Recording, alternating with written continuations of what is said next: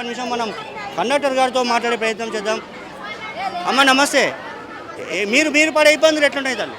మస్తు ఇబ్బంది పడుతున్నాము. మీరు ఇప్పుడు ఎంతమంది ఉన్నారు ఇక్కడ మ్యాక్సిమం? అంటే మీరు ఇంతవరకు చాలామంది మాట్లాడుకుంటుంటారు, మీ కండక్టర్లంతా ఎలా ఇబ్బందులు పడుతున్నారు? మాకైతే చాలా ఏడుపు వస్తున్నది మాకైతే వీళ్ళు చేయబట్టికే.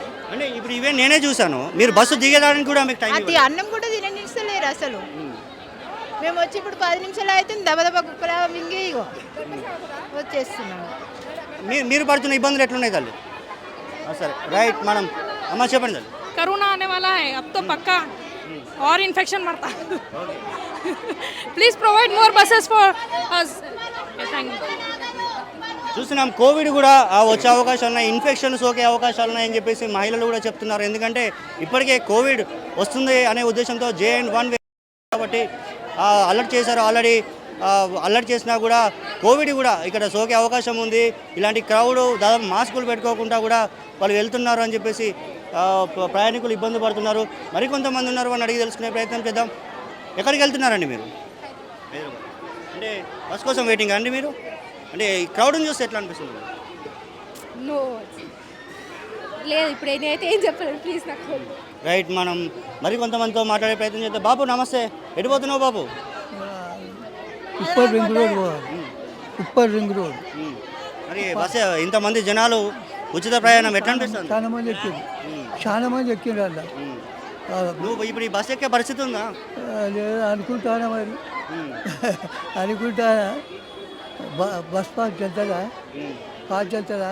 పాస్ లోపల మీది ఫ్రీడమ్ ఫైటర్ అండి మీరు? Freedom fighter. ఓకే, చెల్తుందండి. ఇది సిచ్యువేషన్. ఒక ఫ్రీడమ్ ఫైటర్ కూడా తను బస్ ఎక్కడానికి ఫైట్ చేస్తున్న విజువల్స్ మనం ప్రత్యేకంగా చూస్తున్నాం. వాళ్ళు జనాలు ఎలా ఇబ్బంది పడుతున్నారు, ప్రయాణికులు వాళ్ళు ఎలా ఇబ్బంది పడుతున్నారు, మహిళలు వాళ్ళు పడుతున్న ఇబ్బందులు చూడండి. డోర్ ఎంట్రన్స్ కానీ వాళ్ళు పడుతున్న ఇబ్బందులు మనం కళ్ళకు కట్టేటట్టు స్పష్టంగా చూపించే ప్రయత్నం చేస్తున్నాం. మీరు ఎక్కడికి వెళ్తున్నారండి? మీరు ఎక్కడికి వెళ్తున్నారు?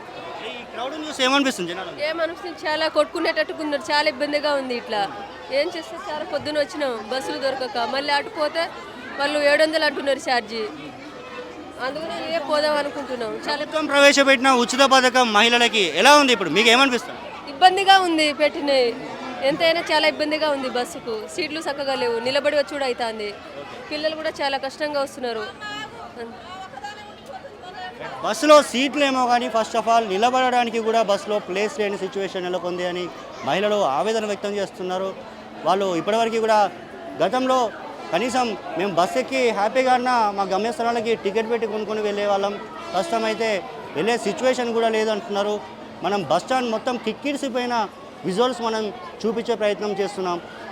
కంప్లీట్గా చిన్న పిల్లల్ని పట్టుకొని వచ్చి వాళ్ళు బస్ ఎక్కలేని సిచ్యువేషన్లో ఒక నిస్సహాయక స్థితిలో వాళ్ళు కూర్చున్నారని చెప్పుకోవచ్చు. మరి ఆర్టీసీ పథకం ఏదైతే మహిళలకి ఉచిత పథకం ఉందో ఆర్టీసీ బస్సులో మనం విజువల్స్లో ప్రత్యేకంగా వస్తున్నాం. దాని ఎఫెక్ట్ హన్మకొండ బస్ స్టాండ్లో ఎలా ఉందో మనకి ప్రజలకి కళ్ళకు కట్టి ఇలా చూపించే ప్రయత్నం చేస్తున్నాం. చిన్న పిల్లల్ని పట్టుకొని వచ్చి కొన్ని గంటల తరబడి ఆ బస్ కోసం వెయిట్ చేస్తున్నారు. మనం విజువల్స్లో ప్రత్యేకంగా చూస్తున్నాం. పిల్లలు ఎక్కితే దాదాపు తల్లి ఎక్కలేని సిచ్యువేషన్, తల్లి ఎక్కితే పిల్లలు ఎక్కలేని సిచ్యువేషన్. ఒక చిన్న పాపను కూడా పట్టుకొని వాళ్ళు వెయిట్ చేస్తున్నారు. అమ్మ నమస్తే. ఎటు వెళ్తున్నారు తల్లి?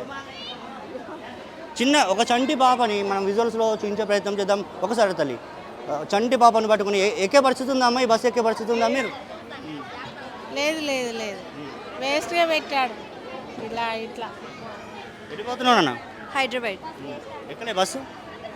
ఈ బస్ ఖాళీ లేదు, చూస్తున్నాను. ఇంకా ఎప్పుడు వచ్చారా? ఇప్పుడే వచ్చాను.